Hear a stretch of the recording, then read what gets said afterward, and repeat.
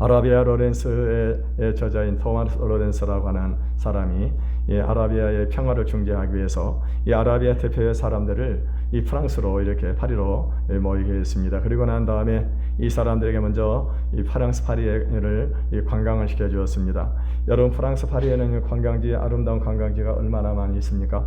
베르사유 궁전이라든가 파리의 에펠탑이라든가 또 그리고 여러 가지 좋은 그런 것들이 많이 있는데, 그런데 이 사람들이 이제 그 관광을 마치고 난 다음에 다시 돌아와 가지고는요, 이 사람들이 이제 이 관광에 대한 그런 얘기를 나누는 것이 아니라 이 목욕탕에 가가지고 목욕탕에 이 수도꼭지에 관심을 갖고 있더라고 하는 것입니다. 심지어는 어떤 사람들은 이 수도꼭지를 막 뜯어내려고 하는 그런 사람이 있었습니다. 그래서 이 로렌스가 물어봤습니다. 도대체 지금 무엇을 하는 것입니까? 라고 이렇게 물어봤더니 1900년도 그때 당시였으니까는요, 이 사람들이 보니까 수도꼭지를 보고 신기해 가지고 놀란 것입니다. 왜냐하면 수도꼭지를 트니까 거기서 물이 콸콸콸 쏟아지게 되는 거예요. 이 사람들이 어떤 생각을 했냐면, 이 수도꼭지를 이 사막에 뽑아가지고 사막에다 꽂아 놔주면은 그러면은 거기서도 물이 콸콸콸 쏟아질 걸로 생각을 했다고 하는 것입니다. 여러분, 아마도 이거는 1900년도이니까 아마도 그것이 가능한 생각이라고 될 것입니다만은, 사실 요즘에 보게 되면은 우리 요즘에도 우리 주변에 보면 이런 생각을 가지고 이런 사고 방식을 가지고 살아가는 사람들이 참 많이 있다고 하는 것입니다. 그것이 뭐냐? 그거는요, 우리가 노력을 하게 되면 얼마나 이 세상에서 얼마든지 복을 받고 행복하게 살 수 있다고 하는 그런 생각을 가지는 사람들이 많이 있는 것 같습니다. 그래서 하나님을 외면하고, 그리고 자기 나름대로 자기 열심을 가지고 노력을 해서 돈을 벌고, 이 돈을 많이 벌면은 그것 때문에 행복할 거라고 생각을 하는 사람들인 것입니다. 여러분, 사실 여러분이 복이라고 하는 것, 행복이라고 하는 것은 사람이 노력한다고 해가 주어지는 것은 결코 아니라고 하는 것입니다. 왜냐하면은 이 복을 주신 분이 누구냐? 하나님이시기 때문에. 그래서 하나님을 알아야만이 복을 받는다고 하는 것입니다. 여러분, 우리가 이 중요한 것이 뭐냐면은 하나님과 우리 사람과의 관계 속에 연결고리가 누구냐? 바로 우리를 낳으신 이 부모님이라고 하는 것입니다. 여러분, 우리가 보게 되면은 이렇게 우리가 상수원에서 이렇게 이 관을 통해 가지고, 그리고 난 다음에 수도꼭지에서 이렇게 물이 연결돼서 이 수도꼭지를 틀게 되면 물이 나오게 되는 것입니다. 마찬가지로 하나님에게 있는 그 축복을 이 상수원, 이 관을 통해 가지고 수도꼭지로 연결을 되어야만이 이것이 바로 어떻게 합니까? 그 복이 우리에게, 하나님에 있는 복이 우리가 오게 된다고 하는 거예요. 그런데 그 연결하는 하나님의 축복과, 그리고 이 우리에게 복이 연결되는 이 축복의 관이 무엇이냐? 그것은 바로 이 부모님이라고 하는 것입니다. 그래서 여러분, 우리가 부모님은요, 우리가 태어날 때 어떻게 합니까? 우리가 많은 역할을 하신 분이 바로 부모님이라고 하는 것입니다. 그래서 우리는 부모님을 통해서 우리가 생명을 받을 수가 있습니다. 또 하나님은 우리 부모님을 통해 가지고 자신의 개성과 성격과 재능과 물질을 물려받게 하셨습니다.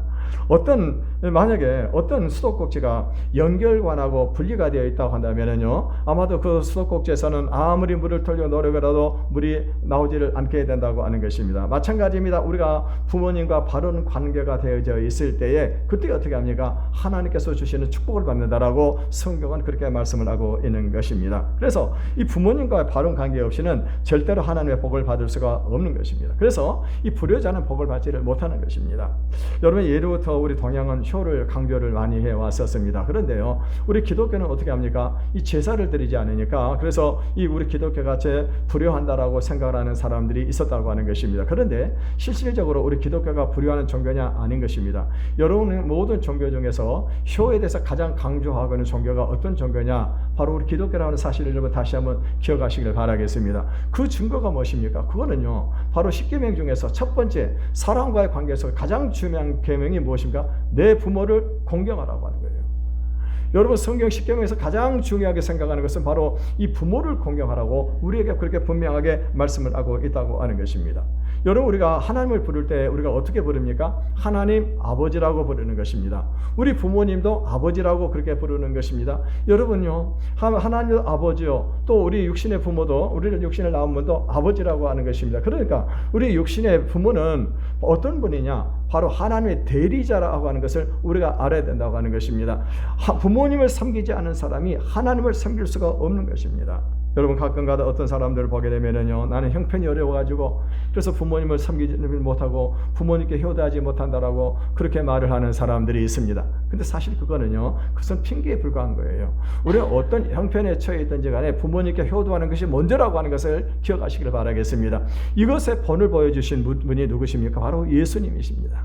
이게 예수님께서는 십자가에서 이렇게 고난을 당하시고 십자가에서 매달려서 그 고통스러운 그런 과정 속에 있었습니다. 그럼에도 불구하고 자기 밑에 계셔서 지금 아래 계시는 이 어머니를 보셨어요. 그 어머니를 보는 순간에 예수님은요 어떻게 했습니까?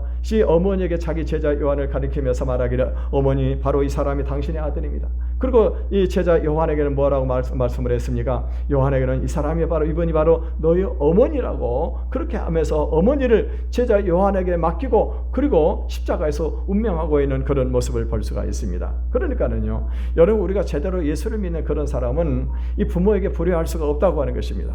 부모에게 효도하는 것은 너무너무 당연한 것이고 그것은 하나님께서 우리에게 준 명령이만큼 그만큼 중요한 계명이 바로 이 부모에 관한 계명이라고 하는 것입니다. 그러면 먼저 우리가 어떻게 부모를 효도를 해야 될까요? 1절의 말씀을 같이 읽어보겠습니다. 시작. 자녀들아 주 안에서 너희 부모에게 순종하라. 이것이 옳으니라. 오늘 본문에 보니까는요 자녀들아 주 안에서 너희 부모에게 순종하라. 이것이 옳으니라 이렇게 말씀을 하고 있습니다. 자녀들은 반드시 부모에게 순종을 해야 되는데 여기 단서가 붙어 있습니다. 그 단서가 무엇입니까? 주 안에서라고 이렇게 말씀을 하고 있습니다. 우리가 부모님에게 순종하는 것은 너무너무 당연한 것입니다. 이것은 하나님의 명령입니다. 그런데 성경에서는 하나의 단서를 붙였는데 그 단서가 뭐냐면 주 안에서 너희 부모에게 순종을 하라 이렇게 말씀을 하고 있습니다. 그렇다면은 이 주 안에서라고 하는 말은 어떤 의미를 가지고 있을까요? 주님 안에서, 예수님 안에서, 다시 말하면은 예수님의 말씀 안에서, 하나님의 말씀 안에서 부모님에게 순종을 하라고 하는 그런 말입니다. 이 예를 들게 되면 부모님이 우상을 숭배를 하고 있습니다. 그런데 그 우상을 숭배하는 부모님이 만약에 우리에게 우상을 숭배하라고 하면서 절을 하라고 요구를 했을 때는 여러분 어떻게 될까요? 순종하라고 했기 때문에 순종해야 되는 것입니까? 그거는 아닌 것입니다. 성경에서 무엇을 말씀할? 주 안에, 말씀 안에서. 그래서 그런 경우는 어떻게 합니까? 우리가 부모에게 순종을 할 수가 없는 것입니다. 또 예를 들게 되면은 부모님이 예를 들어서 범죄를 하면서 자식을 범죄 공모자로 이렇게 하게 할 때가 있다고 하는 것입니다. 요즘에 보게 되면 어떤 사람들은 보험에 가입을 해가지고 자식을 동원해가지고 어떻게 해서 자식의 손가락을 자른 사람도 있고 그런 보험 타먹기 위해서 그런 죄를 저지르는 그런 사람들이 있더라고요. 또 보이스피싱을 하는 그런 사람들도 있고 그런데 만약에 부모가 자녀에게 그런 범죄에 동원을 시켜가지고 같이 협력자가 되게 하라고 하면은 자녀들은 어떻게 될까요? 그런 요구에 대해서는 순종할 수가 없다고 하는. 그래서 주 안에서 순종을 하라 이렇게 말씀을 하고 있습니다. 두 번째 주 안에서라고 하는 말은요. 이것은 하나님의 명령으로 알고 지키라고 하는 것입니다. 부모님께 순종하는 것이 하나님의 명령이기 때문에 부모님께 순종하는 것이 곧 하나님께 순종하는 것입니다. 부모님은요 하나님의 대리자입니다. 부모님에게 순종하지 않고는 하나님께 순종할 수 있는 방법이 따로 없습니다. 그러므로 부모님께 순종하는 것이 하나님의 명령이라는 사실을 기억을 해야 됩니다. 이 부모님이라고 하는 그 이유만으로 순종을 해야 된다고 하는 것입니다. 그래서 이것이 옳으니라고 그렇게 말씀을 하고 있습니다. 여러분 사람은 보통요 시행착오를 참 많이 하게 됩니다. 이 시행착오를 한다고 하는 말은 어떤 의미가 있습니까? 실수를 많이 하고 실패를 많이 했다고 하는 것입니다. 그런데요 우리 부모님들은 인생을 살아오면서 여러 가지 인생에 많은 실패를 하고 그리고 실수도 많이 했기 때문에 그래서 이분들에게 뭐가 있습니까? 이 경험을 가지고 있다고 하는 거예요. 이 경험이 뭐예요? 바로 이거 지혜라고 하는 것입니다. 그래서 자녀들이 어떻게 합니까? 자녀들이 부모님의 말씀을 순종하는 것은 부모님이 가지고 있는 인생의 경험 그 지혜를 우리가 어떻게 합니까? 그대로 물려받을 수 있기 때문에 그래서 부모님에게 순종을 하라고 말씀을 하고 있는 것입니다. 그런데 지금 세상이 어떻습니까? 세상은요 지금 첨단 과학 문명의 시대를 우리가 살아가고 있는 것입니다. 지금은요 너무나도 세상이 빠르게 지금 움직이고 있다고 하는 것입니다. 그러므로 이 계속 새로운 것을 배워나가야 시대에 적응을 할 수가 있습니다. 그런데 언제 고리타분하게 부모님의 말을 옛날에 그런 사상을 우리가 받아들일 수 있겠냐고 하는 것입니다. 그래서 사람들이 생각하는 것이 무엇입니까? 이 옛날 그런 것들은 다 전통 같은 것은 무시해도 된다고 하는 것이 옛 것은 소용이 없다고 하는 것입니다. 그런데 여러분요 여기 해아래는 새 것이 없습니다. 전도자가 하는 말이 무엇이요? 전도서에서 해아래에 새 것이 없다고 그랬어요. 이 세상에 있는 모든 것들은요 다 과거에 다 있던 것들이었어요. 다 그것들이 다 돌고 도는 것입니다. 우리가 첨단 과학의 문명을 누리고 있습니다만 사실 여러분 이것도 전부 다 그 재료들이 어디에 있어요? 다 옛날에 있던 것 다 그거 가지고 만들어서 쓰는 겁니다. 다 쓰는 거예요. 여러분 어떤 회사에서 이 신입사원을 모집을 했습니다. 그래가지고 모집해서 시험을 보게 되네. 시험 문제 중에 어떤 문제가 나오느냐? 삼강오륜에 대해서라 이렇게 나왔습니다. 그래서 이 사람이 삼강오륜을 썼습니다. 삼강이 무엇이냐? 삼강은 저 압록강, 그리고 한강, 그리고 저 낙동강이라고 썼습니다. 그리고 오륜이 뭐냐? 그는 올림픽을 상징하는 것이라고 그렇게 썼습니다. 여러분, 이게 이 사람이 합격했을까요? 떨어졌을까요? 그건 당연히 떨어지죠. 여러분, 우리가 알아야 될 것이 뭐냐면요, 이 전통을 무시하는 그런 사람은요, 절대로 이 옛것을 무시하는 그런 사람은 새것을 얻을 수가 없는 것입니다. 여러분, 시대가 바뀌어도 부모와 이 자식 간의 관계, 부부 사이의 관계, 이거는 절대로 바뀌지 않는 것입니다. 인생의 원리는 반복됩니다. 그러므로 먼저 인생을 사신 부모님부터 좋은 교훈을 배워야만이 우리가 성공적으로 인생을 살아갈 수가 있는 것입니다.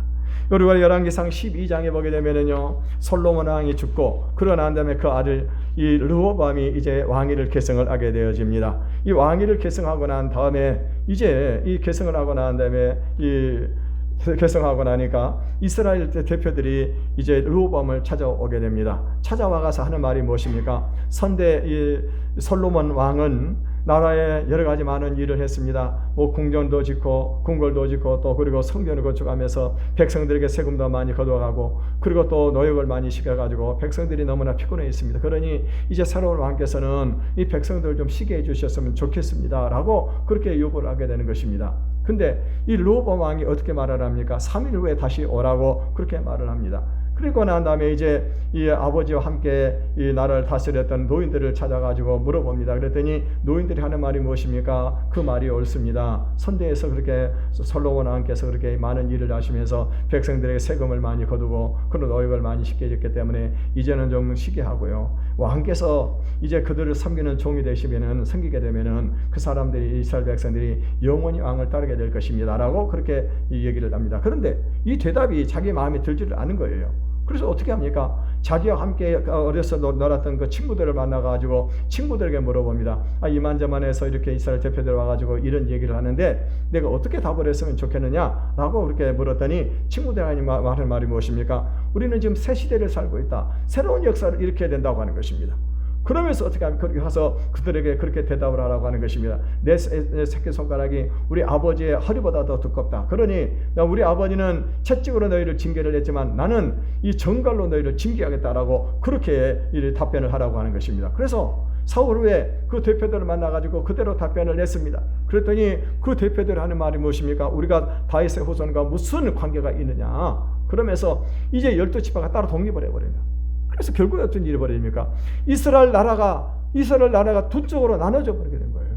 왜 이스라엘 나라가 남북으로 두 쪽으로 분리가 되어서 나눠지게 되었습니까? 그거는요, 바로 르호보암 왕이 노인의 교도, 노인의 교훈, 노인의 지혜를 듣지 아니하고 젊은 사람들 얘기를 들어가지고 결국엔 이와 같이 이스라엘 역사에 비운의 역사가 이루어지게 됐다고 하는 것입니다.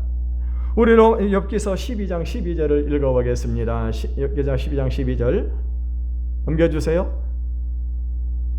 넘겨주세요. 안 넘어가요? 넘겨주세요. 그 제가 읽어드리겠습니다. 욥기서 12장 12절에 보면은 늙은 자에게는 지혜가 있고 장수하는 자에게는 명철이 있느니라.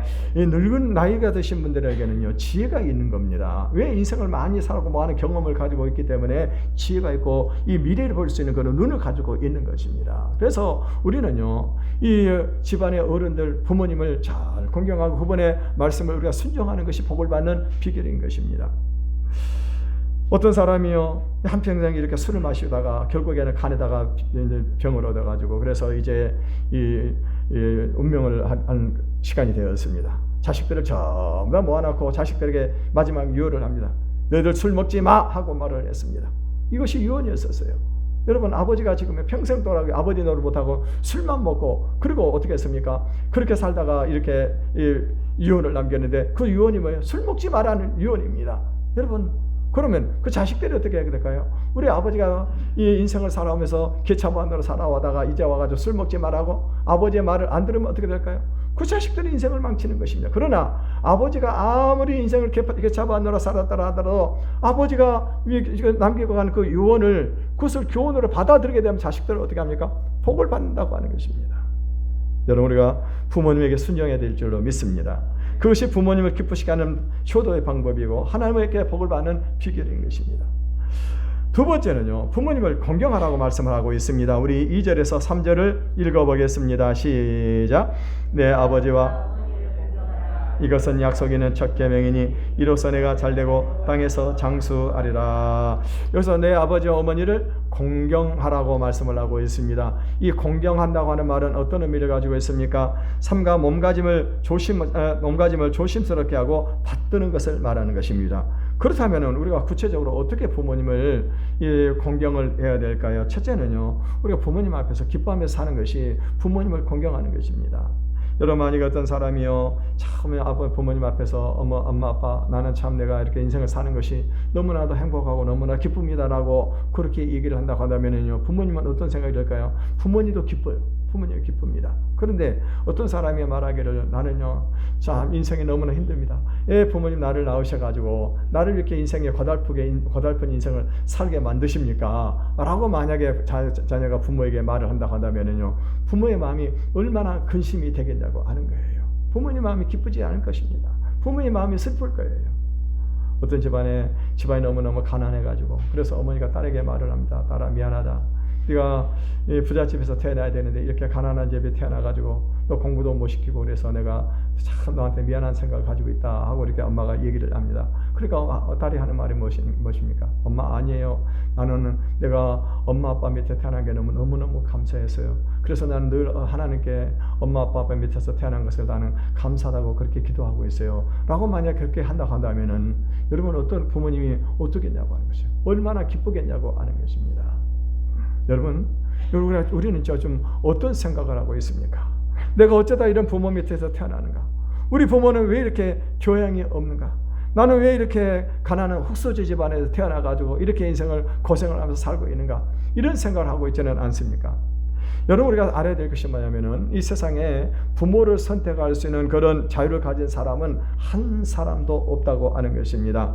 여러분, 부모님은요, 하나님이 정해주신 것입니다. 그러므로 하나님이 정해주신 그 부모님께 감사하지 않고 불평하는 것은 누구에게 불평하는 것이냐? 그건 바로 하나님께 불평하는 것이라고 하는 것입니다. 여러분, 요즘도 최근에도 며칠 전에 보니까 외국에 입양을 갔던 그런 우리 청년이 되어가지고 이 부모를 찾는 그 뉴스가 이 인터넷에 했던 것을 보았습니다. 한때 우리나라에서는요, 이 입양의 문제가 참 큰 사회적인 그런 문제였었습니다. 우리나라에서 외국으로 입양한 아이들이 얼마나 많았습니까? 여러분, 우리 한국 땅에서 살지 못하고 이 낯선 외국 땅에서, 그것도 인종이 다르지 않습니까? 여러분, 미국 사람 같은 경우 키도 크고 얼굴도 하얗고 그리고 눈도 파랗게 생겼습니다. 머리 색깔도 다릅니다. 근데 동양인은 키도 작고 머리 색깔도 노랗고 생김새도 동양인은 어떻게 생겼을까? 미국 사람들이 봤을 때는 못생겼잖아요. 그러니까 여러분, 동양인들은 미국 사회 가게 되면 얼마나 살기가 힘든지를 모른다고 하는 것입니다. 그런데도 언젠가 보니까는요, 어떤 청년이 이렇게 웅변대에서 이렇게 웅변을 하고 있는 그런 그 원고를 제가 봤던 그 얘기 있는데, 그 내용이 어떤 내용이냐면, 나는 이렇게 내가 이 세상에 태어난 것을 너무너무 감사합니다. 우리 어머니 아버지께서 나를 해외에 입양시켜 준 것을 너무너무 감사합니다라고 그렇게 웅변을 하는 것입니다. 여러분, 생각을 해보십시오. 이렇게 이 아이가 이렇게 청년이 될 때까지, 그럴 때까지요, 이 아이가 어떤 과정을 겪겠습니까? 학교에서는요, 왕따를 당했을 것입니다. 동양인이라고 무시하고 멸시를 당했을 것입니다. 그럼에도 불구하고 이 아이는 자기가 태어났다고 하는 것, 그리고 내가 이렇게 이방에 대해서 내 생명이 내가 살고 있다고 하는 것, 이거에 대해서 감사를 하는 것입니다. 그러면서 하는 말이 무엇입니까? 내가 살아있기 때문에 내가 이렇게요, 지금 공부를 할 수가 있고 친구들을 만날 수가 있고 아이스크림을 먹을 수 있고 좋은 음식을 먹을 수 있고 이런 것들이 얼마나 감사하냐고 하는 것입니다. 여러분, 생각을 해보시죠. 만약에 부모님이, 옛날에는요, 이 부모들이 자녀를 가졌다가 원찮은 임신이 되게 되면은 낙태를 하는 그런 분들이 참 많이 있었습니다. 낙태를 해가지고 아예 세상에 태어나지 못한 그런 자녀들도 있고, 또 어쩔 수 없이 낳게 되면 어떻게 합니까? 이 아이들을 고아원에 보내게 되면 고아원에서 해외로 입양을 보내는 그런 일들이 많이 있었습니다. 그런데 이 아이는 무엇을 생각했냐? 내가 만약에 낙태를 당했다라고 한다면 내가 이 세상에 존재하지를 않는다고 하는 것입니다. 그런데 부모님이 나를 낙태를 시키지 않고, 그리고 나를 이 세상에 태어나게 했기 때문에 내가 이 세상을 보고 이 세상에서 즐거움을 느끼며 살아갈 수 있는 것, 이것이 얼마나 감사하냐고 하는 것입니다. 여러분, 특별히 우리 그리스도인들은요, 우리가 이 세상에 태어난 사람들은, 그리스도인들은 얼마나 큰 축복을 받는지 모르는 것입니다. 왜냐? 우리는요, 그 영원한 그 천국에 들어가서 영원한 복락을 누리고 살아갈 수 있는 것입니다. 사는 것입니다. 그러니까 여러분, 우리가 이 세상에서 생명을 가지고 이 세상에 태어났다고 하는 것, 이 자체만으로도 우리는 감사를 해야 된다고 하는 것입니다. 그래서 여러분, 오늘 당장 가져가지고 이것을 실천하시기를 바라겠습니다. 부모님 너무너무 감사합니다. 나를 이 세상에 태어나게 해주신 것을 감사합니다. 어머님 아버지가 저의 어머니 아버지가 됐다고 하는 이 사실이 저에게는 너무너무 감사합니다. 만약 여러분 이것을 입으로 말씀을 못하게 되면은 어떻게 될까요? 문자라든가 카톡으로라도 이렇게 해서 부모님에게 이렇게 한번 이렇게 자기 표현을 하실 수 있기를 바라겠습니다. 둘째로 이 부모님을 공경하는 것은요, 이 부모님을 도와드리는 것입니다. 여러분, 젊은 세대들이 이제 자녀들이 자라서 결혼을 하고 아이를 낳게 되게 되면은 그때는 이제 부모는 나이가 늙게 되는 것입니다. 나이가 늙습니다. 그러면은요, 이제 부모님 노년기에 접어들게 되는데, 노년기에 접어들게 되면 그때부터 어떻게 합니까? 자녀들의 도움을 받아야 된다고 하는 것입니다. 그때 늙은 부모를 짐으로 여겨서는 안 된다는 것입니다. 부모님으로부터 우리가 받았던 그 사랑을 우리가 잊어서는 안 된다고 하는 거예요. 여러분, 우리가 그동안에 부모님으로부터 얼마나 많은 사랑의 빚을 졌냐고 하는 것입니다. 우리가 효도를 한다고 하지만은 부모님께 진 사랑의 빚을 어떻게 우리가 다 갚을 수가 있겠습니까? 그러므로 빚 갚는 그런 심정으로, 기꺼운 마음으로, 감사한 마음으로 부모님께 효도를 해야 되는 것입니다. 부모님이 우리가 어렸을 때 현실적인 우리 필요를 채워주고 우리 미래를 위해서 교육을 시켜주었던 것처럼, 이제 우리도 또 어떻게 합니까? 부모님의 필요를 우리가 충족을 시켜주고 부모님의 미래를 우리가 준비해 주는 것이 참 중요하다고 하는 것입니다. 그래서 어떤 사람이 어떤 기관에서 설문조사를 해봤지 않습니까? 설문조사를 해가지고 부모님이 가장 필요한 것이 무엇인가 설문을 조사해봤습니다. 여러분, 부모님들에게 가장 필요한 것이 무엇일까요? 알고 계십니까? 뭐가 필요하세요? 뭡니까? 뭐니 해도 뭐니죠. 돈이 필요합니다. 돈이 필요해요. 나이 드신 분들이 무슨 돈이 필요하냐라고 그렇게 생각을 하게 되는데, 사실 여러분요, 할머니 할아버지도 돈이 있어야 할머니 할아버지 노릇해요. 돈이 있어야 손자들이 할머니 할아버지를 좋아하는 것입니다. 예? 여러분, 손자들이 어떻게 합니까? 오랜만에 할머니 할아버지 찾아오게 되면 용돈도 줘야 되고 맛있는 것도 사주고, 그리고 필요한 것도 사줘야 어떻게 합니까? 손자들이 좋아하는 겁니다. 여러분, 노인 되어보세요. 노인들이 몸에서 냄새가 나는 겁니다. 근데 냄새가 나는 노인을 누가 좋아하겠냐고 하는 거예요. 그런데 와가지고 용돈도 주고 필요한 것도 주고 사주고 맛있는 것도 사주고, 그러니까 이 할아버지 할머니한테 가면 맛있는 것도 먹을 수가 있고 용돈도 받을 수 있다 싶으니까 어떻게 합니까? 할아버지 할머니 집에 가려고 하는 거예요. 그러니까 돈이 없으면 할아버지 할머니 노릇을 못하는 겁니다. 이 노인들은 어떤 재미를 자꾸 베푸는 재미가 있는 거예요. 손자들에게 쓰는 재미가 있는 것입니다. 그래서 여러분요, 우리 성도들 가운데는, 우리 성도들은 다 효자이기 때문에 부모님에게 정기적으로 용돈을 주는 줄로 믿습니다. 예? 여러분, 부모님에게 정기적으로 용돈을 주시기를 바라겠습니다. 저쪽에 갑자기 상교하다 생각이 나는데, 우리 김정구 전도사님이라고 그분이 계세요. 근데 이분이 어머니가 요양원에 계시는데요, 요양원에 계시다 갈 때마다 어머니한테 용돈을 주신대요. 용돈을 줘요. 왜 용돈을 주냐? 그러면은 이분이 가가지고 사람들에게 그 돈을 막 나눠준다는 거예요. 그래서 1,000원짜리를 이렇게 가지고 가가지고 어머니한테 용돈을 두둑하게 드리면은요, 이분이 거기 요양원에 오는 그 사람들도 주고, 또 뭡니까, 이렇게 주변의 사람들 주고 헌금도 하고 막 그런다는 거예요. 그러면서 기가 살아가지고 말이에요. 기가 살아가지고 그러신다고 하는 겁니다. 부모님들이 노인 연세 드신 분들에게 우리가 용돈을 줘야 되는 것입니다. 그래서 우리가 당장 어떻게 해요? 이번 주부터 시행을 하시길 바라겠습니다. 용돈을 보내주시길 바라겠습니다. 여러분, 사람이 노년이 된다고 하는 것은 새로운 경험을 하는 것입니다. 우리가 어렸을 때는요, 부모님께서 우리 어린 시절을 다 겪어왔기 때문에, 경험을 가지고 있기 때문에 부모님의 도움을 받을 수가 있습니다. 그런데요, 노년이 되면 어떻게 합니까? 새로운 길을 걸어가는 거예요. 노년은요, 누가 가르쳐주는 사람이 없다고 하는 거예요. 근데 그래서 우리가 노년 때는 어떻게 합니까? 노년 때는요, 새로운 경험들을 많이 하게 되는데, 그게 뭐냐? 어느 날 자고 딱 일어났더니요, 아침에 갑자기 다리에 힘이 쫙 빠져버려가지고 걷지를 못하는 것입니다. 어느 날 자고 일어났더니 갑자기 침침해가지고 멀리서 잘 보이던 것들이 이제 안 보이기 시작하는 것입니다. 친구에게 전화를 하고 전화를 딱 걸었습니다. 그랬더니 갑자기 전화를 상대방이 받는 순간에 이름이 생각이 안 나는 거예요. 제가 그런 경험을 했어요. 우리 집사님에게 전화를 걸었습니다. 전화를 아무개 집사님하고 해야 되는데 갑자기 이름이 생각이 안 나는 거예요. 그래서 언론 수화기를 눌러버렸다니까요. 이렇게 우리는요, 노년을 살아가면서 새로운 그런 경험들을 할 수 있는 것입니다. 그래서 이 노년은요, 어떻게 해요? 노년에는요, 이 노년에 어떤 신체적인 특징이 있는지, 어떤 심리적인 특징이 있는지, 이런 것들을 우리가 어떻게 해요? 알고 있어야 된다고 하는 거예요. 그래서 자식들이 그것을 공부해서 부모님을 이해를 해야 된다고 하는 것입니다. 여러분, 노년은요, 상실기입니다. 상실.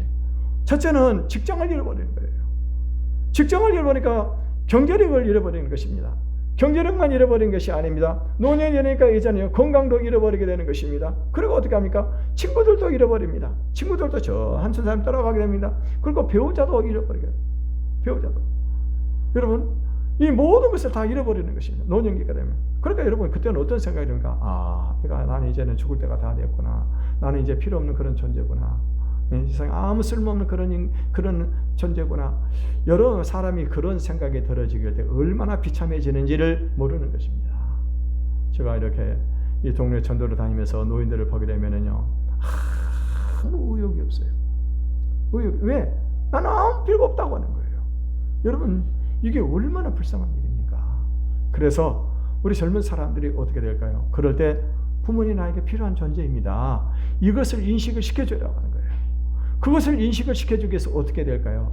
내가 어떤 일을 할 때 부모님과 의논을 하는 겁니다. 의논하는 거예요. 부모님이 뭐 도움이 되지 않더라도 이거를 하려고 하는 부모님 어떻게 생각을 하세요? 의논을 하는 겁니다.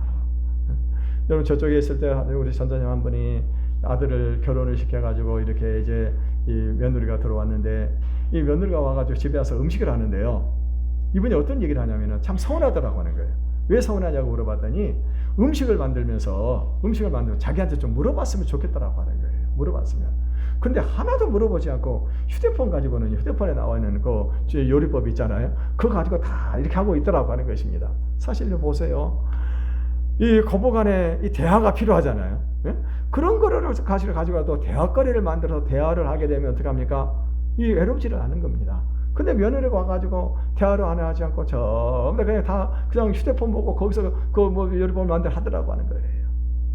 어떤 일이 생길 때 부모가 자식들이 부모님에게 어머니 아버지 제가 이런 문제가 있는데 이 문제에 대해서 기도를 좀 해주세요라고 그렇게 얘기를 한다고 한다면은요, 부모님 어떻게 할까? 우리 자식들이 내 기도가 필요하구나. 아직도 내가 우리 자녀들에게 필요한 그런 존재구나. 그러면 어떤 생각을 하게 될까요? 자기의 어떤 존재의 의식을 깨닫게 되는 것입니다. 그러면 쓸쓸하거나 외롭지를 않는 겁니다. 여러분은 연세가 많아지게 되면 또 어떻게 합니까? 치아가 손상이 됩니다. 치아가 손상이 되면 음식물도 잘 씹을 수 못하니까 딱딱한 음식을 못 먹는 것입니다. 그래서 그럴 때는 어떻게 될까요? 그럴 때는 부드러운 음식을 해드려야 되는 것입니다. 또 혈액순환이 잘 되지 않다 보니까 이 연세가 들게 되면 어떻게 합니까? 몸이 차요. 차니까 추위를 다 탄다는 거예요. 그래서 두툼한 오리솔도 사드리고 그 집안도 따뜻하게 해드려야 되는 것입니다. 노인들을 생각을 해서 그래야 되는 것입니다. 또 여러분, 몸이 굳어요. 근육이 굳습니다. 몸이 굳는데 몸만 굳는 것이 아니라 생각도 굳어요. 마음도 굳어버리게 된다고 하는 것입니다. 그러니까 이 노인들은 어떻게 합니까? 새로운 것을 받아들이지를 못하는 것이죠. 받아들이고 싶어도 못 받아들이는 것입니다. 그래서 자녀들이 어떻게 합니까? 어머니 아버지 이제는 새로운 것을 자꾸 받아들여야 됩니다라고 그렇게 말을 하면은요, 그거 안 되는 거예요. 받아들이고 싶어도 받아들이지가 않는 거예요. 이해가 안 되는 것입니까? 머리에 기억이 되지를 않는 것입니다. 여러분, 만약에 우리가 이렇게 어떤 것을 가지고 구부러져 있다고 해서 딱 이렇게 구부러져서 딱딱하게 굳어져 버린 것을 만약에 이걸 펴려고 딱 피면 어떻게 될까요? 그거 펴질까요? 부러집니다. 그래서 우리가 노인들의 생각을 바꾸려고 해서는 안 되는 것입니다. 바꾸려고 해서 하는 것이 아니라 노인들의 생각에 맞춰주는 것이 오히려 그게 부모님에게 효도하는 것입니다. 그래서 이 부모님이 남은 생애를 참 행복하게 보낼 수 있도록 도와드려야 됩니다. 그리고 우리 주위에서 이제 사람들이 하나 둘씩 이제 다 어떻게 합니까? 부모님이 연세에 그런 친구들이 다 죽고 배우자도 죽고 그러고 난 다음에 이제는요, 그 죽음이 누구에게 찾아오게 되는 겁니까? 자기에게 찾아온다고 하는 것입니다. 그러면은요, 믿지 않는 부모들은 죽음을 두려워합니다. 죽음을 두려워해요. 그래서 가장 큰 효자가 무엇인가? 그거는 믿지 않은 부모님의 구원을 받도록 하는 것이 가장 큰 효자예요. 구원의 확신을 가지고 있으면 어떻게 합니까? 죽음을 두려워하지 않습니다. 죽음을 두려워하지 않아요. 제가 최근에 여러분 우리 초대 문화부 장관 또 우리 대한민국의 최고 지성인이라고 하는 이효령 박사님이 돌아가실 때에 그 돌아가셨던 그 내용들 자식이 그 아들이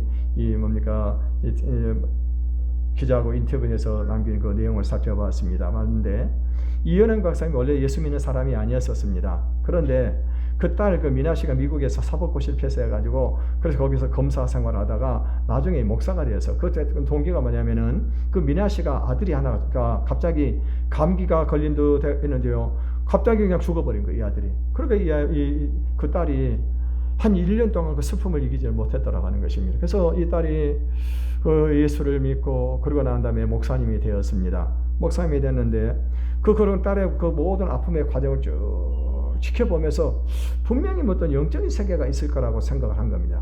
그래서 이분이 예수를 믿고 온누리교회에서 세례를 받았습니다. 그리고 유명한 책을 하나 썼지 않습니까? 지성에서 영성으로 하는 책을 써가지고 베스트셀러가 되었습니다. 이분이 이제 구원의 확신을 갖게 되었습니다. 그런데요, 이분이 이제 마지막 죽기 1시간 전까지 이분이요 아주 밝은 표정으로 그리고 선자들과 같이 영상 통화도 하고 그리고 손으로 이렇게 인사도 하고 그랬답니다. 근데 마지막 운명하기 30분 전까지 이분이 어떤 반응이 보였냐면요, 이분이 한 곳을 응시를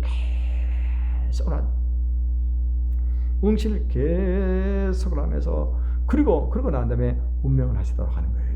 그러니까 이분이 평상시에 어떤 얘기를 나는 죽음을 내가 한번 맛을 봐야 되겠다 하는 것입니다. 죽음을 맛을 봐야 되겠다. 왜냐? 죽음 너머에 천국이 있기 때문에 그것을 확신이 있기 때문에. 그래서 마지막 그 운명하는 그 30분 동안요 한 곳을 계속 응시하다가 그러고 돌아가셨다고 하는 거예요. 이분은 전혀 죽음을 두려워하지 않고 마지막 죽는 그 순간까지 얼굴에 환하게 꽃이 피었다고 그렇게 그 아들이 기자에게 얘기를 했습니다. 유명한 성 샌프란시스코에게 이 의사가 죽음이 임박했음을 알렸을 때 그 얼굴이 마치 꽃같이 활짝 피더라고 하는 것입니다.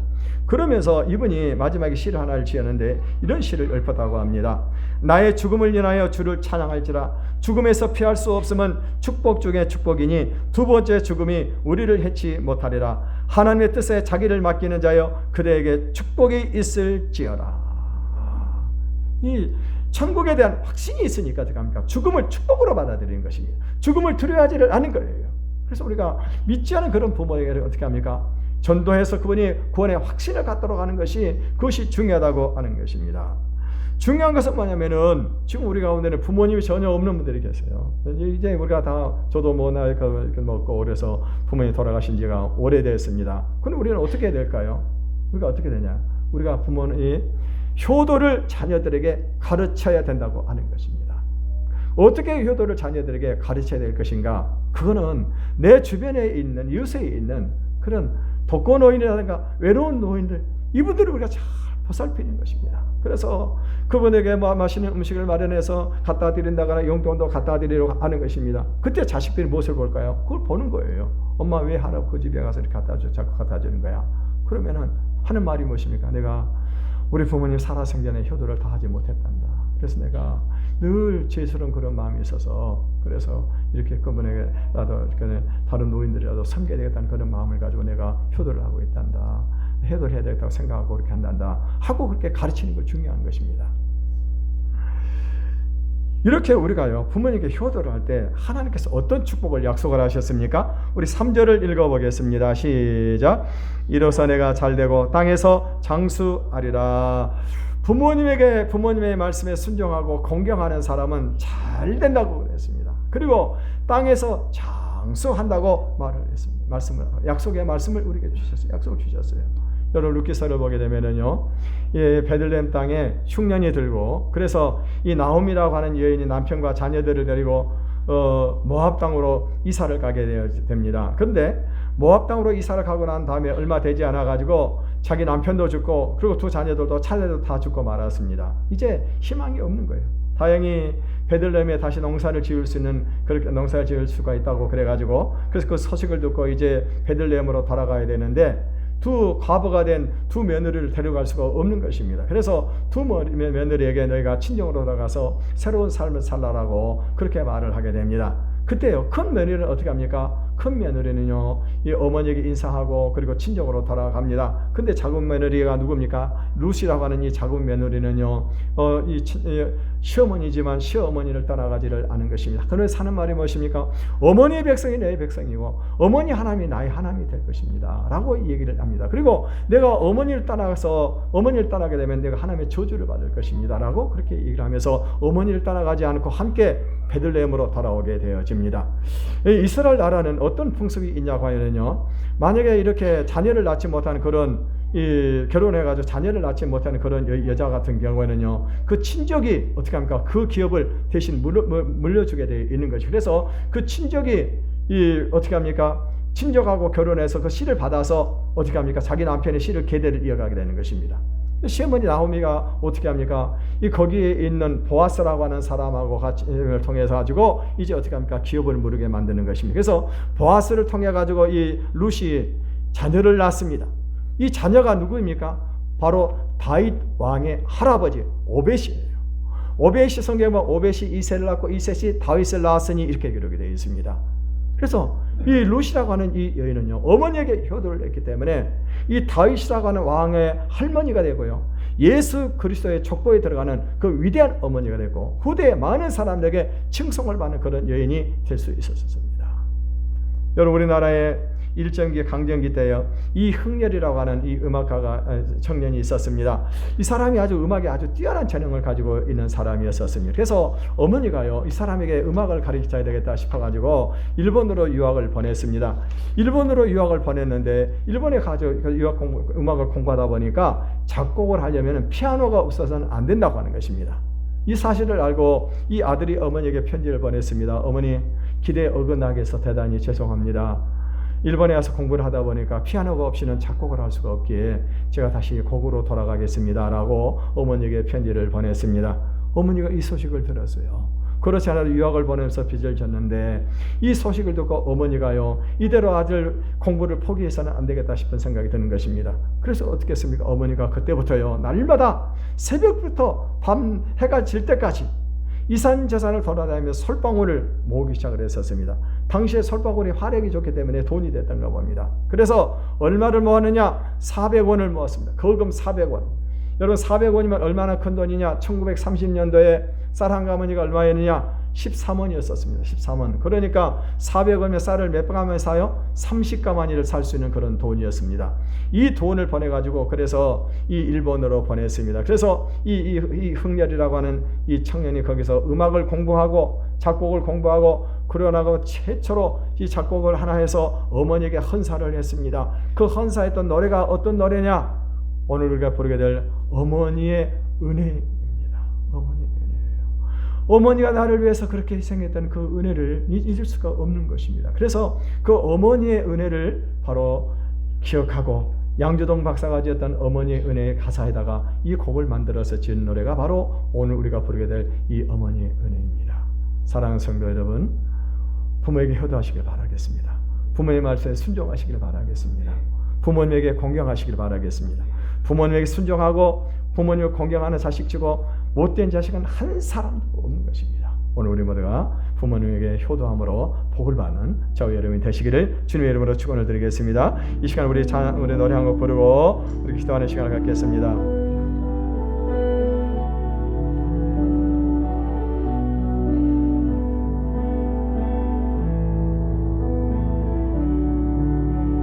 나 실제 괴로움 다 잊으시고 길을 째 밤낮으로 애쓰는 마음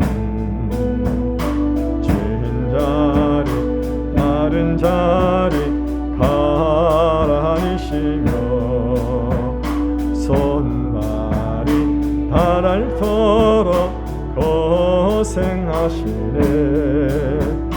하늘 아래 금없이 높나리요. 어머님의 희생은 없어라.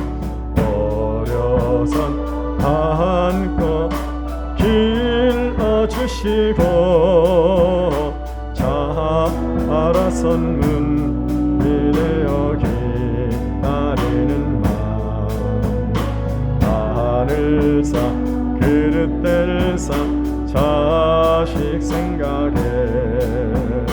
고우시던 이마 위에 주름이 가득.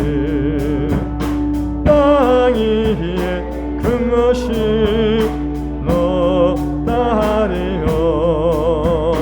어머님의 정성은 지극하여라. 사람의 마음속 온 가지 소원 어머님의 마음속에 한 가지. 아낌없이 인생을 자식 위하여 살과 뼈를 깎아서 바치는 마음. 인간의 그 무엇이 거룩하리요. 어머님의 사랑은 끝이 없어라. 사랑하는 성도 여러분, 나는 하는 일이 안 되고 왜 내 인생은 이렇게 힘들고 어려운가 라고 생각하는 분이 계시다고 한다면은 혹시 내가 부모님께 불효해서 그런 것은 아닌지 한번 돌아보시길 바라겠습니다. 옛말에 효도하는 집안에 효자 난다고 하는 그런 말이 있습니다. 효도는 부모에게 배우는 것입니다. 우리가 먼저 부모님께 순종하고 공경함으로 자녀들이 배우고 복을 받을 수 있도록 해야 될 것입니다. 이 시간에 우리가 기도할 때 하나님, 내가 부모님께 효도하지 못한 것들을 용서해 주시고 이제라도 내가 부모님께 효도하는 삶을 살겠습니다. 그래서 우리 자녀들도 효도를 배워서 복을 받는 그런 가정들이 되게 해달라고 우리 주의 이름을 청하고 통성으로 기도하겠습니다. 주여, 살아계신 하나님,